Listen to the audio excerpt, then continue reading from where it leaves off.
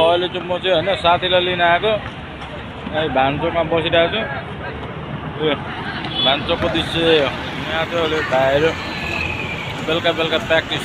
basketball practice गर्दैछ होइन अर्ग्यानिकै यो चाहिँ अर्ग्यानिक घन्टाघर पछाडि देख्न सक्नुहुन्छ होइन ए हो भान्चोकको अहिलेको बेलुकाको साथीलाई भेट लिन आएको भान्चोक घन्टाघर यो चाहिँ माथि साइडै भान्चोकको माथि साइड यो स्ट्यान्ड हो